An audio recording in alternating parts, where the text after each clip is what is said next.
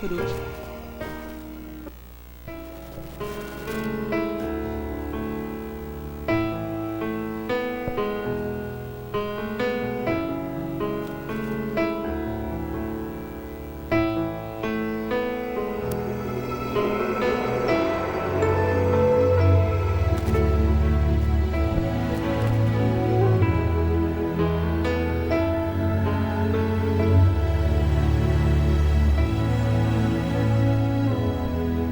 Tu conheces o que há dentro da alma. Tu conheces o que há dentro de mim. Antes de nascer, tu me chamavas. Vem, meu filho, vem pra mim.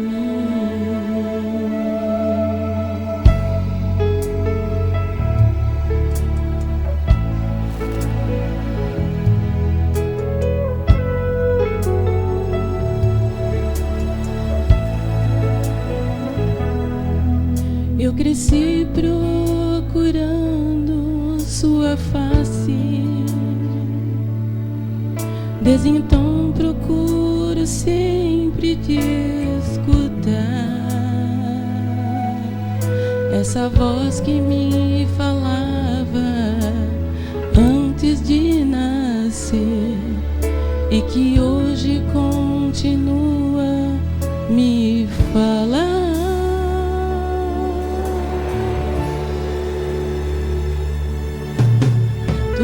Meu Senhor, a razão do meu viver, que transforma meu ser. Tu és meu Senhor, a razão do meu louvor, vem e transforma meu ser.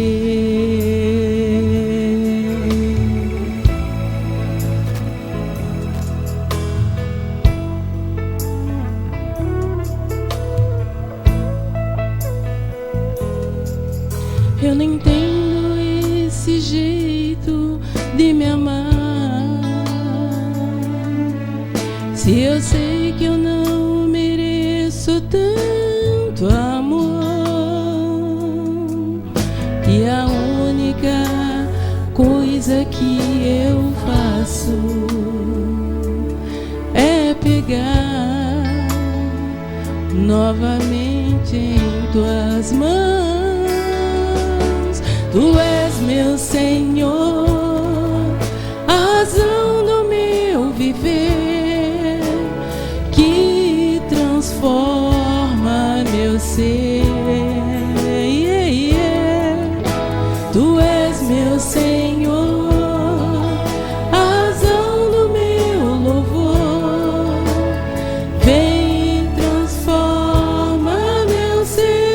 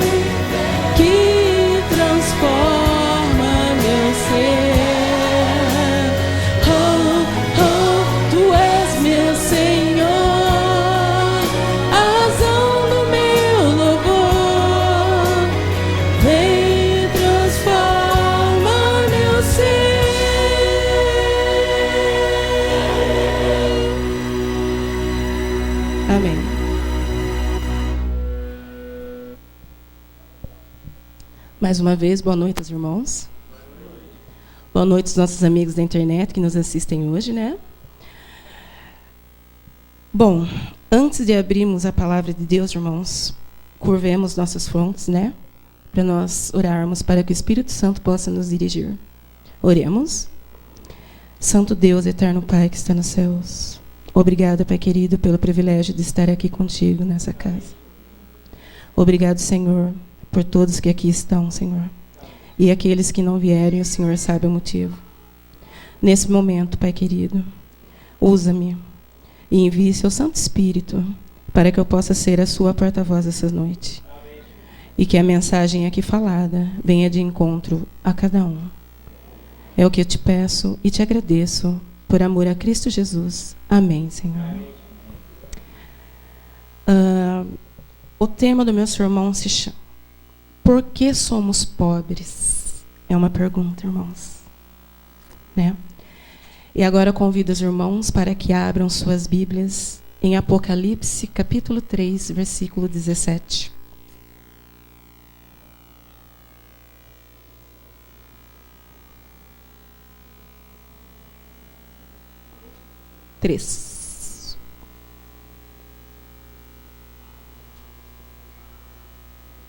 Os irmãos acharam?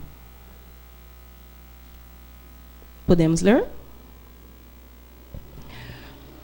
Como dizes, rico sou e estou enriquecido, e de nada tenho falta, e não sabes que és um desgraçado, e miserável, e pobre, e cego, e nu. Bom, temos um relato aqui baseado nesses versos bíblicos. Uma pessoa se perguntando: eu tenho me perguntado muitas vezes por que Deus me considera um pobre, cego e nu, em um estado miserável, numa situação desgraçada? Quando eu me tenho como rico e ainda me gabo dizendo: rico sou, estou enriquecido e de nada tenho falta. Por que eu sou um rico pobre? O que está me faltando? Eu guardo todos os mandamentos desde os 9 anos de idade, quando fui batizado dentro de um córrego numa fazenda. Essa pessoa está dizendo isso. Bom, de repente, na mente dessa pessoa, vem um fato de um jovem que foi conversar com Jesus.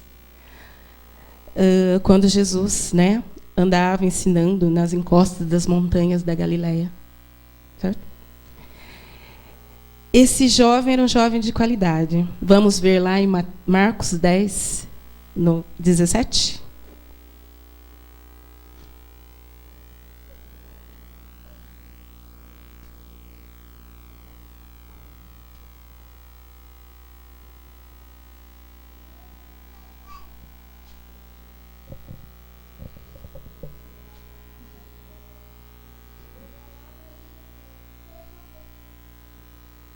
Acharam?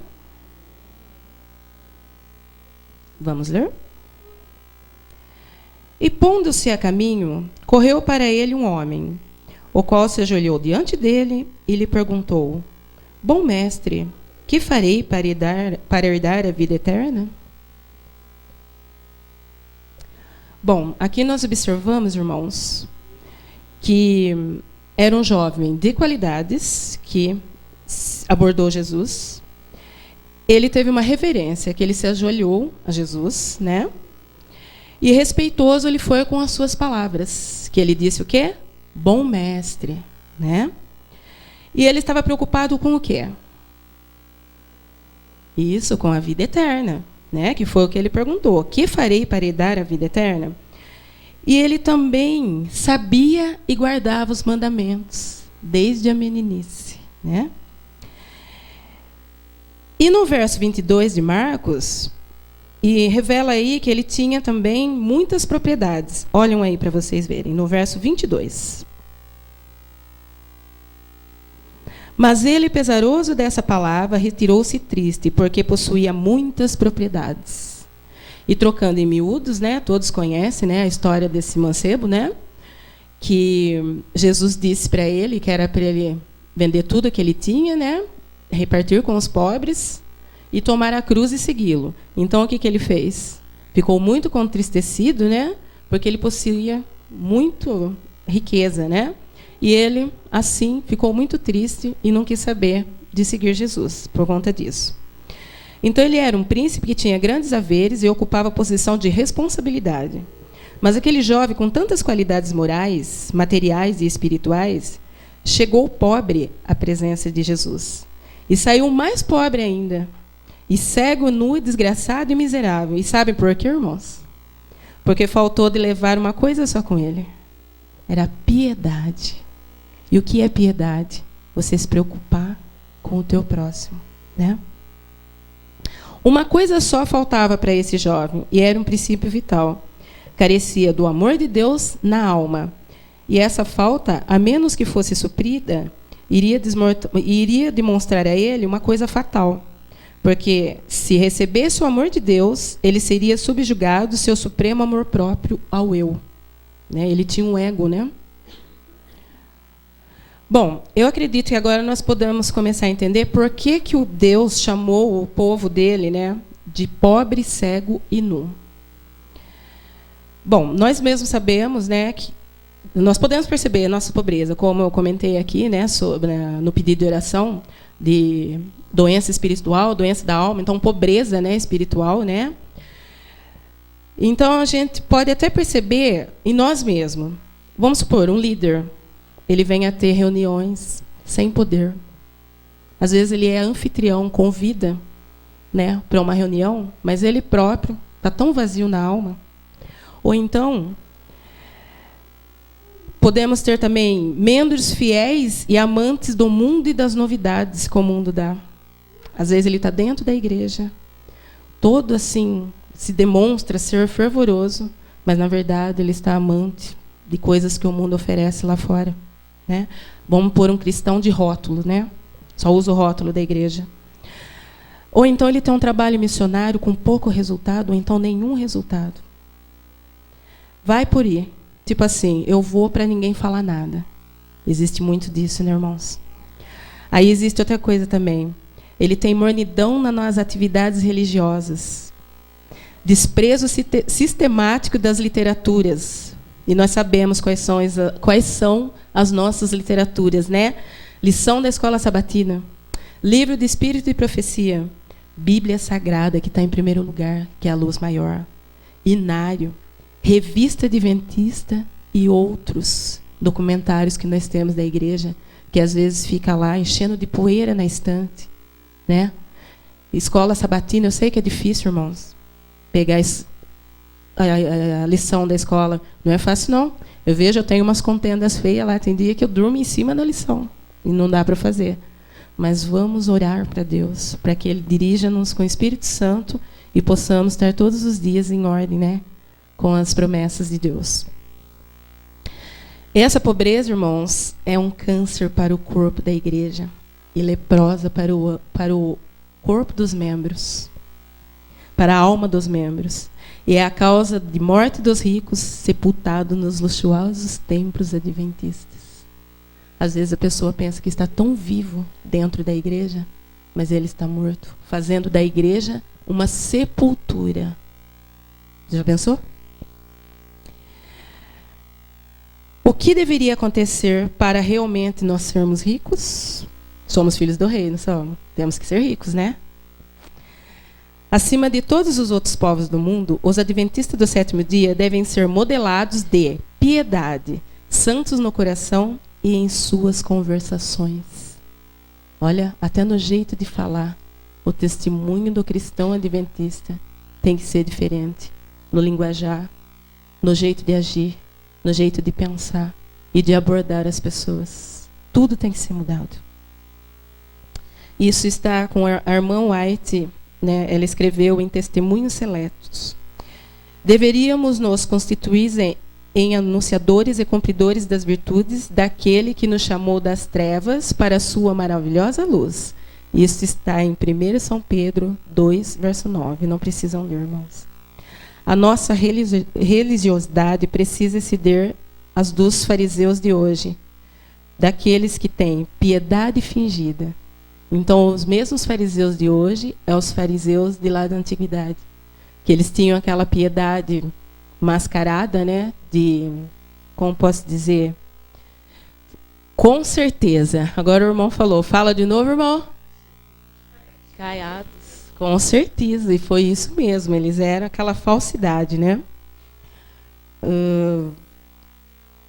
Eles têm aparência de piedade, mas só que eles negam na base da eficácia da verdade os sagrados mandamentos de Deus. Vamos abrir agora nossas Bíblias em Tiago, capítulo 1, no versículo 26.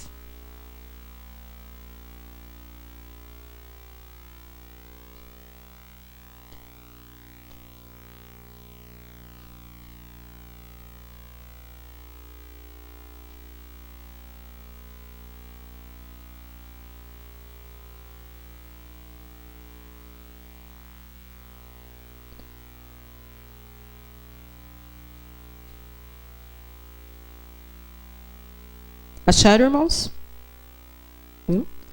Bom, aqui diz: precisamos colocar freios em nossas bocas. Agora vamos ver o que a Bíblia fala. Se alguém entre vós cuida de ser religioso e não refreia a sua língua, antes engana o seu coração, a religião desse é o quê? Vã. Aqui nós vimos que antes, né, eu comentei sobre os fariseus, né, que eles negavam a base da eficácia da verdade e os sagrados mandamentos de Deus. E aqui em Tiago, nós vemos que está falando sobre o refrear de línguas. Então, aqui, como fala em mandamento, então o mandamento, não falar falso testemunho do seu irmão, ele entra nesse mandamento que Tiago fala sobre refrear a língua, não é? Então, precisamos colocar freio em nossas bocas, e se alguém supõe ser religioso, deixando de refrear a língua, antes enganando o próprio coração, a sua religião é vã, como nós lemos ali. Porque a religião pura e sem mácula para com Deus é assistir os necessitados primeiros das igrejas e os que puder depois pelos que estão fora. Primeiro nós devemos suprir as necessidades dos nossos irmãozinhos aqui dentro. Aí depois nós vamos suprir os que estão lá fora.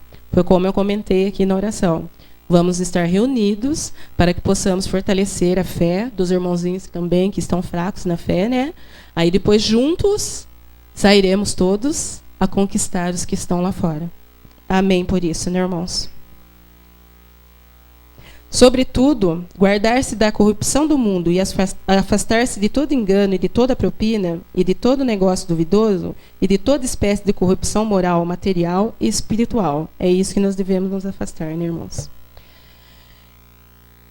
Nós precisamos vencer a nossa megalomania religiosa, essa psicose de grandeza e poder que realmente não está existindo entre nós ainda. Nós necessitamos descer do nosso orgulho religioso, da nossa posição de juízes do próximo e aprender de Jesus a ser manso e humilde de coração. A piedade de Cristo em nossos corações capacita-nos a crescer na graça e no conhecimento e no entendimento na vontade de Deus. Isso possibilita nós caminharmos em direção ao nosso próximo e ver nele aquilo mesmo que vemos em nós, e sentir por ele aquilo que sentimos por nós mesmos. A piedade de Cristo em nossos corações torna-nos bons samaritanos, identificados com as necessidades materiais e espirituais daquele que estava caído à beira da estrada da vida.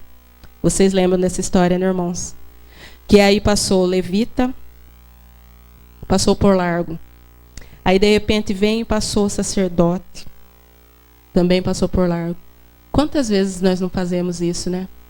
Às vezes tem um rolinho ali, um irmãozinho precisando de um socorro. Ah, Deus cuida. Ah, ele vai se sobressair. Ou então vem outro, então, que nem fala aqui que os fariseus passaram perto e deu aquela olhada assim, também deu, sabe, aquela tiradinha de sarro, né? De repente a pessoa gosta de ver o sofrimento alheio do outro. Ah lá, olha o que aconteceu, eu tiro o maior sarro, né? E não é dessa forma que agiu o samaritano, né? Olha aqui. Certo samaritano que seguia o seu caminho, passou-lhe perto, graças a Deus, e vendo-o, compadeceu-se dele. E chegando-se, pensou-lhe os ferimentos, colocou os remédios que levava, apanhou o pobre esfaqueado da vida e o levou consigo, e conservou esse sofredor da estrada da vida a ter condições de caminhar sozinho. Essa é a nossa missão. Fazer com que as pessoas comecem. Primeiro você ajude até ela se firmar. Você tem que ser a muleta. E a pessoa a caminhar sozinha. E foi isso que o samaritano fez aqui. Que possamos ser igual a esse samaritano, né, irmãos? Temos que ser igual a ele. E olha o que Paulo revela. O segredo da verdadeira piedade. 2 Coríntios, capítulo 5, no verso 14. No verso, isso, 5:14, isso mesmo. 2 Coríntios. Capítulo 5.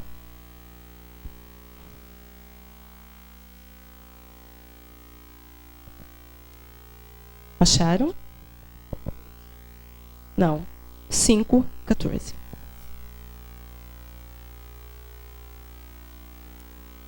Amém. A misericórdia.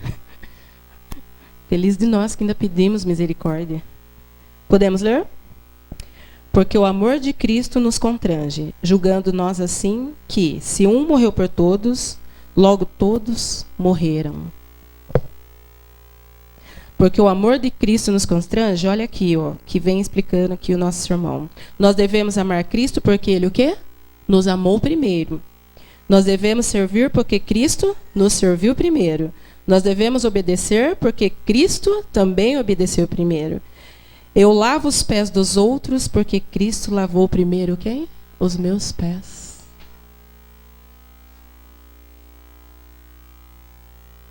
Agora abram aí, irmãos, em João, capítulo 13, no versículo 15. São João, Evangelho de São João.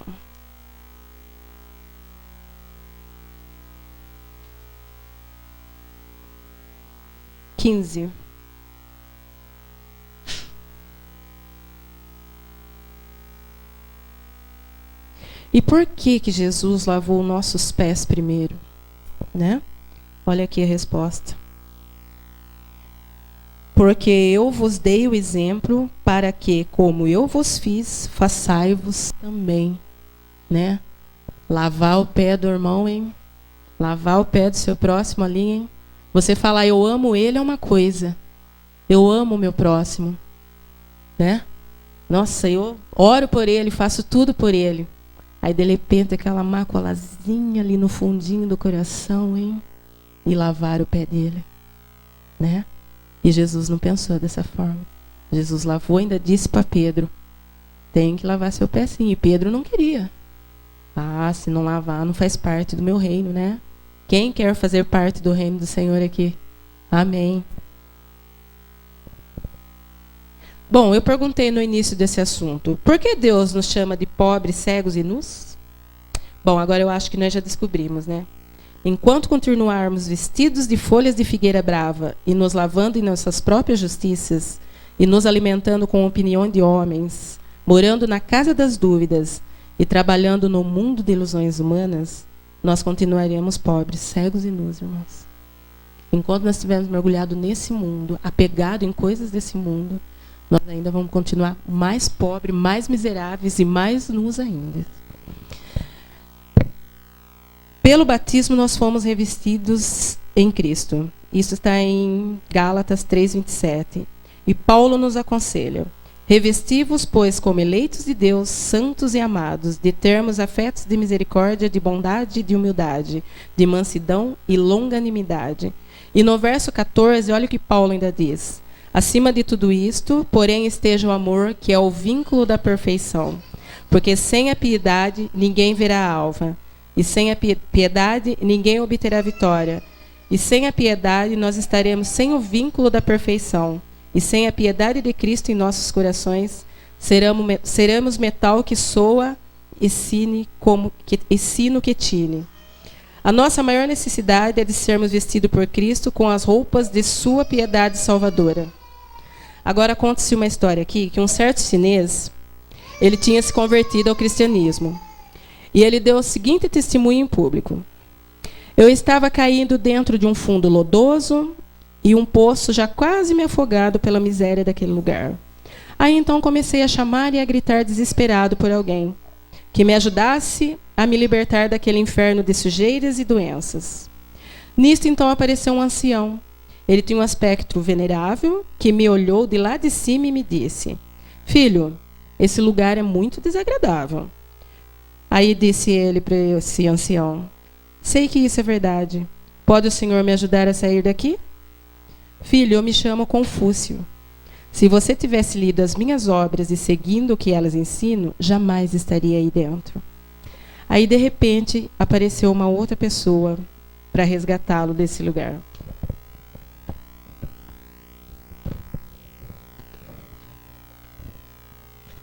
E ele continuava a chamar. E aí esse personagem chegou. Desta vez, era um homem que cruzava os braços e fechava os olhos.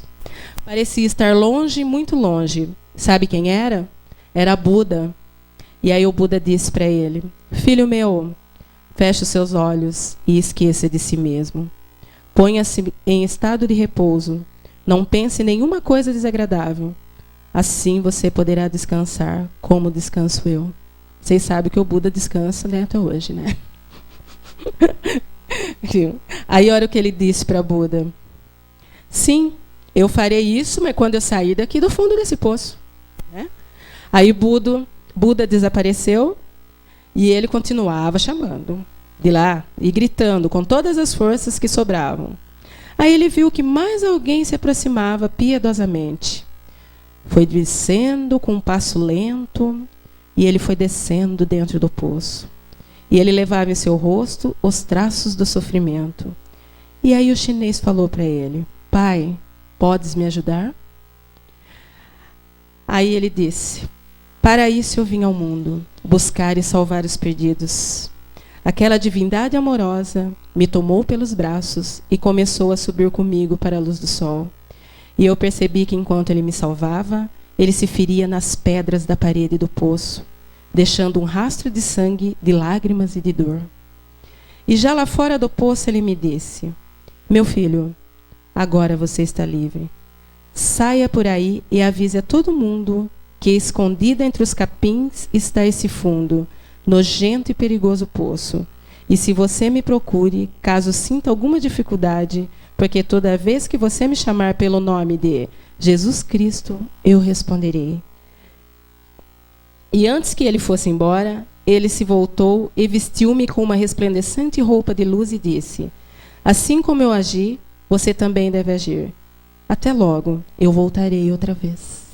E é assim que nós devemos agir, até a volta do grande Salvador aqui, que entrou nesse poço, tirou-me do lodo, e ao me tirar desse lodo, ele se arranhou todo, se machucou nas paredes lodosas desse poço. Sim, amigos e irmãos, Cristo pode nos tornar realmente ricos e poderosos. Ele veio buscar e salvar o que já havia perdido. E Jesus, por sua grande misericórdia, foi até a manjedoura e salvou os pastores e os magos do Oriente. Pelo seu amor, trabalhou em uma carpintaria até os 20 anos de idade, dando um exemplo de paciência e obediência, porque ele obedecia o pai dele, Jesus, né? E pela sua graça, curou multidões de enfermos de toda sorte e males do corpo e da alma, e ele pode nos curar também. Pela sua bondade, alimentou milhares de famintos, e pela sua amizade, foi até a sepultura de Lázaro e o tirou dela. Esse é o Deus do impossível, né, irmãos? E pela sua piedade, foi até a cruz e arrancou de lá um arrependido ladrão e centenas de outros criminosos e pecadores de todas as épocas que faziam pane do listão dos condenados à morte, onde também o nome de cada um de nós estava incluído naquela cruz, que era para mim e para cada um de nós aqui. Ouçam isso agora, irmãos. Anos atrás, falecia na Polônia o iniciador da astronomia moderna. Alguém já ouviu falar do astrônomo Nicolau Copérnico? Ele foi astrônomo, né? Quem é professor de geografia sabe, né, Carlos? O seu corpo foi depositado na igreja de Warnke. Foi passado por uma grande lápide que cobria seu túmulo. Só que as palavras que ele descrevera em vida na língua latina foi escrita na lápide. Ele escreveu o seguinte: Senhor, eu não te peço perdão concedido a Paulo e nem espero a graça dada a Pedro. Eu te peço apenas aquilo que me concedeste, ao ladrão da cruz a tua infinita piedade. Como seria se hoje nós fizéssemos coro e juntássemos as nossas vozes, a dos americanos, as dos africanos, dos índios, dos ex-canibais, dos russos, dos judeus, dos árabes, dos ingleses, dos franceses e todos os outros povos e nações, grandes e pequenos, e numa só voz, a voz de milhões de adventistas em todo o mundo, e nós pedíssemos isso aqui, ó: Senhor, lembra-te de mim hoje, lembra-te de nós agora, enriquece as nossas almas pobres, fortalece a nossa carne fraca, veste com o teu manto de justiça o nosso corpo nu e miserável, cura os nossos olhos com o teu colírio, empresta-nos, Senhor, um pouco do teu colírio santo, para que juntos formemos o teu povo santo, a nação eleita, sacerdócio real, e junto anunciaremos ao mundo as virtudes daquele que nos trouxe das trevas para a sua maravilhosa luz. Essa é a luz de Jesus.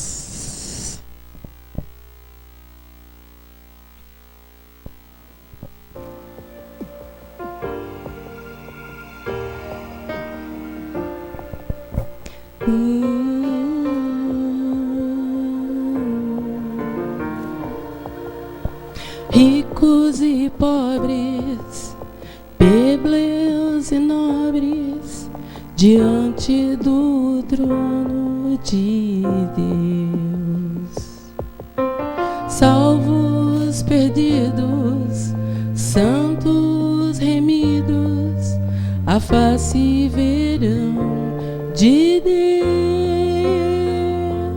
e se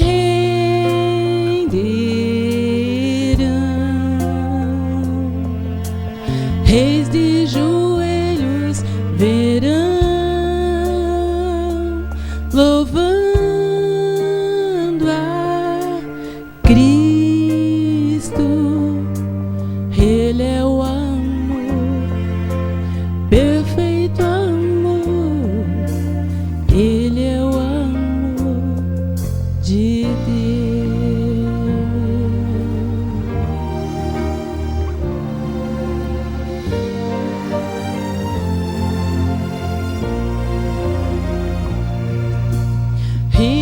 E vales, montanhas e mares, a Ele irão louvar. Maravilhoso, amigo bondoso, seu nome irão reinar e se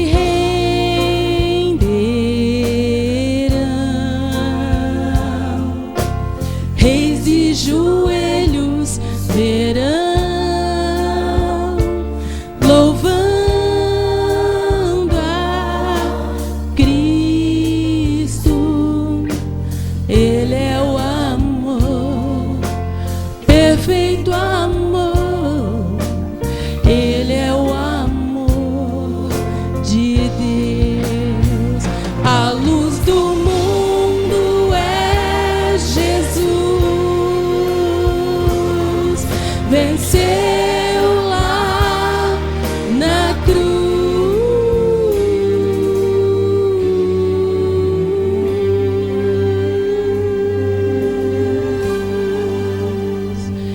e se renderão. Reis de joelhos verão, louvando a Cristo, louvando a Cristo.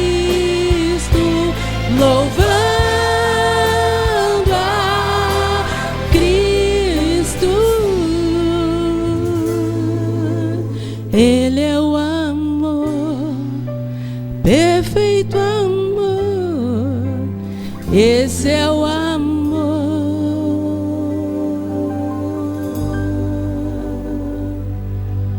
de Deus.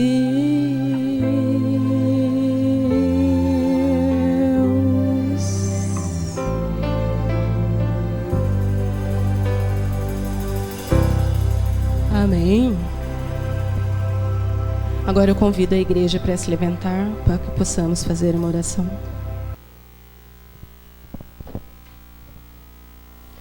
Bondoso Deus, eterno Pai, que habita nos altos céus.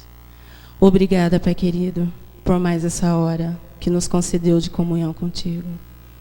Obrigado pela vida e pela saúde e por tudo que nos concede.